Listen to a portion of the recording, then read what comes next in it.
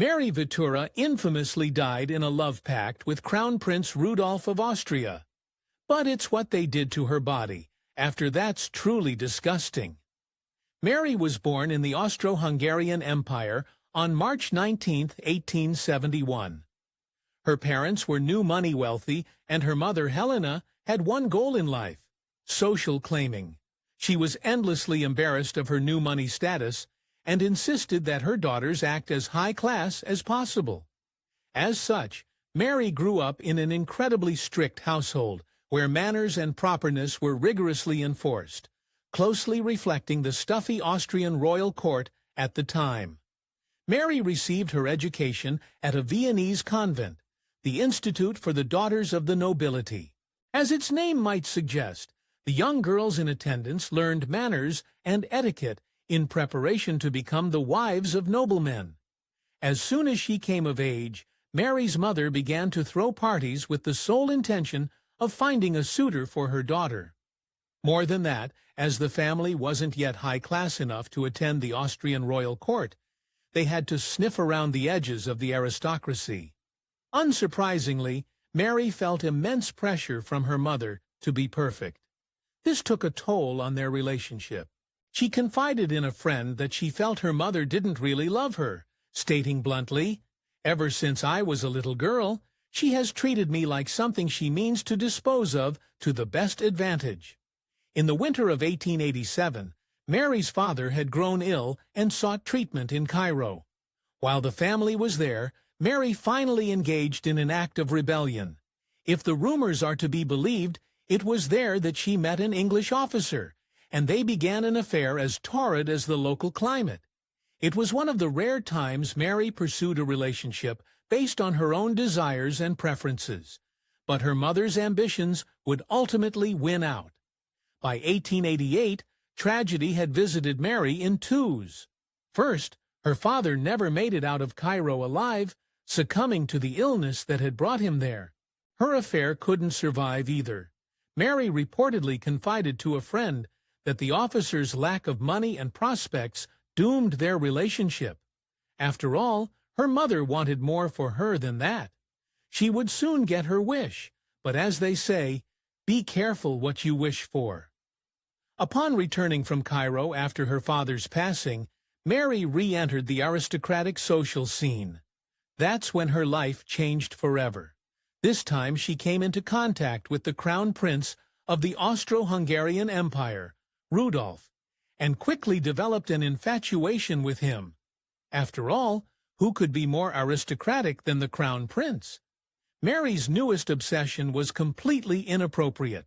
Not only was Rudolf already married to the Crown Princess Stephanie and had a child, but he was also 13 years Mary's senior. Besides that, Mary hadn't even properly met the man. Still, she didn't let any of these facts stop her. 17-year-old Mary actually managed to meet the 30-year-old Crown Prince several months after first laying eyes on him. And before long, the pair began a clandestine affair that could, and indeed would, topple the kingdom. Ever since Rudolf was a child, his life had been tumultuous. He suffered under an exacting father who thought his son was a weakling and often endured long absences from his mother, who hated the Austrian court. All in all, Mary's new lover was desperate for attention and yet quickly bored of it. This was not a good combination. During their affair, Mary had enlisted the help of her friend and Rudolf's cousin, Countess Marie Larisch, in facilitating communication with the prince. Countess Larisch would often help Rudolf by acting as a go-between, passing on letters and money to Mary. But however clandestine they thought they were being, people found out, and they weren't happy. Considering Mary's family's quest for higher social status, one would think they would be over the moon. On the contrary, they thought she was foolish, and her mother feared that a revelation of the Archduke's affair would only bring shame on their family and ruin all their lives. And they weren't the only ones distressed by the revelation. Mary's entry into the Crown Prince's orbit may have been just as concerning for Rudolf's family. According to one rumor, Rudolf had a violent row with his father over the affair. It produced a chilling ultimatum. The emperor allegedly demanded his son end his relationship with Mary. But Mary was already in too deep. She quickly fell desperately in love with Rudolf, and with this came all the delusions one would expect from a smitten teenager.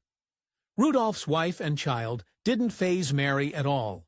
In fact, she believed she was a credible threat to usurp the position of Rudolf's spouse. A friend later recounted that Mary told her, "That stupid crown princess knows I am her rival." That does sound like something a 17-year-old would say, to be fair. Throughout their torrid affair, Rudolf was hiding an even darker secret from Mary. She wasn't the only other woman he was entertaining during this time. He was also romantically involved with actress and prominent courtesan, Mitzi Casper. Rudolf had never been happy in his marriage to Princess Stephanie and had grown distant after their daughter was born in 1883. A full 5 years before, Mary set her sights on the crown prince. It was then that Rudolf, who had suffered from melancholy since he was young, allegedly began drinking heavily. By the time Mary met Rudolf, the rumors about his womanizing were legendary, with claims that he had fathered several illegitimate children. After years of this kind of behavior, Rudolf treated most women with disdain, once dismissing them as eternal victims of self-delusion. So numerous were the crown prince's exploits before meeting Mary that he went so far as to keep a bureaucratic ledger of his conquests. He even color-coded the record using red pen for women he deflowered, and black for those partners who were more experienced. He would make distinguishing marks next to names that denoted nobility and status. It was with all this baggage that one day, Rudolf made Mary a bone-chilling proposition. After years of partying with women, drinking himself into oblivion, and crawling back home to his loveless marriage, the ever-melancholic Rudolf came to a disturbing conclusion. He wanted to end his life, but it was more than that. He didn't want to go alone, and so he asked Mary to enter into a pact with him. Mary enthusiastically agreed to the grim commitment with Rudolf. Many factors likely contributed to this, including her heart feelings around her mother's treatment of her. But the main reason was almost certainly Mary's young age, impressionable nature, and her infatuation with the crown prince. Mary's first reaction to Rudolf's proposal was, believe it or not, to swoon. She interpreted the plan as proof that she and the crown prince were star-crossed lovers against the world, expressing their love by uniting forever. She said, "If I could give him my life, I should be glad to do it. For what does life mean for me?" Despite all the signs telling her to run away, Mary and her lover quickly set their plans in motion. On January 29, 1889, just months after first meeting Mary, Rudolf excused himself from a family dinner, claiming he was feeling ill. Instead of going to bed, though, he went to find his teenage mistress to set up the first stage of their pact. When he arrived at her quarters, he was in for a nasty surprise. That night, it just so happened that her family had put their foot down. Mary's mother had locked her in her room in response to her daughter's scandalous conduct. If things had been different, that might have been the end of the story. Tragically, it wasn't. Faced with this barrier to his plans, Rudolf enlisted the help of his cousin, Countess Larisch, yet again asking her to convince Mary's mother to let the girl go for a ride with her. The matron relented, and the Countess brought the young mistress to meet Rudolf. When Mary and the Countess arrived, Rudolf begged and pleaded to have 10 minutes alone with Mary. The Countess, not suspecting anything was particularly amiss, agreed. When Rudolf came back, a full hour later, he was alone and instructed the confused Countess to tell Mary's mother that her daughter had run away. No one at the royal court would see Mary alive again. Neither the Countess Larisch or anyone else close to the couple could have possibly understood what the pair were planning. But it all became frightfully clear in a matter of hours. Rudolf, who had planned a hunting trip to the royal Meyerling Lodge just outside Vienna the next day, went to this secluded spot with his mistress. The rest of the story lives in infamy. Knowing that Rudolf was supposed to hunt the morning of January 30th, his valet and another companion arrived at the lodge, ready for a day of relaxing. After receiving no answer when they knocked on Rudolf's door, they grew desperate and forced their way in. The room inside was darkened, but as their eyes adjusted, their blood must have run cold. Inside the room, Crown Prince Rudolf sat motionless beside the bed, with blood leaking from his mouth, and a glass and a mirror on the bedside table nearby. On the bed next to him lay the body of Mary Vetsera. The men began jumping to conclusions that would haunt the royal family, and the memory of Mary Vetsera for years. Rudolf's valet was too stunned to think clearly, but he thought he knew what happened. After inspecting the glass at the bedside table, he believed the crown prince must have been poisoned. As for Mary, the men barely glanced at her body. Instead, they sprung into action. Rudolf's hunting companion, Joseph Hoyas, ran from the room and took the next train to Vienna to inform the emperor and empress personally. However it happened, and no one truly understood at this point, the imperial family was certain of one thing: the truth couldn't be good. So they made an infamous decision. Faced with the ignominy of their son taking his own life, the emperor and empress decided they had to completely cover up what happened. They made an announcement stating that Rudolf had died due to a rupture of an aneurysm of the heart. The imperial family was eager to set things right for their son, Rudolf, but when it came to Mary, they wanted nothing more than for her to disappear. In the coming hours and days, they tried to obscure Mary's involvement, and what was to become known as the Meyerling incident. For a time, even Mary's own family didn't know the whole truth, but they'd eventually find out in a chilling way. The statement the imperial palace wanted to peddle was that Mary had died on her way to Venice in a completely unrelated incident. In order to achieve this, they had to inform Mary's family finally of the truth, and then give them a horrifying command. In order to satisfy any suspicious minds, the palace ordered Mary's uncles to go to the lodge, prop up Mary's body with a broomstick so that it looked like she was still alive, and carry her out. Then they were to bury her remains as discreetly as possible. They took the body to the nearest cemetery, where it was quickly disposed of. After all they had asked of Mary's family, the royals prevented her mother from attending the funeral service.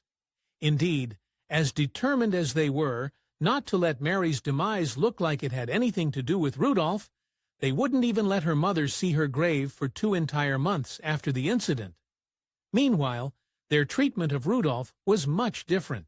The imperial family fought tooth and nail for the church's blessing to bury Rudolf in the imperial crypt, which was against church law, considering the crown prince deliberately took a life, and his own, the day he passed. But the Vatican ultimately issued a special dispensation, citing mental imbalance, and they buried Rudolf with his ancestors in the end. For all these precautions, it was only a matter of time before the truth came out. After 2 long months, Mary's mother finally got the opportunity to give her daughter a proper burial. She exhumed Mary's body from the wooden coffin she had been hastily buried in, arranged for her reburial in a copper coffin, and also made sure she was wearing one of her favorite dresses. In the days following Mary's tragic end, investigators realized what had really happened. As they scoured Mayerling for clues, they came to the conclusion that this was no poison plot. Instead, they believed Rudolf had shot Mary and then turned the weapon on himself. And that wasn't all. With the Meyerling incident making international news, rumors began swirling about what had happened, and no one was satisfied with the heart aneurysm cover-up. Eventually, people came to know that Mary had been involved in the tragedy and that Rudolf shot her.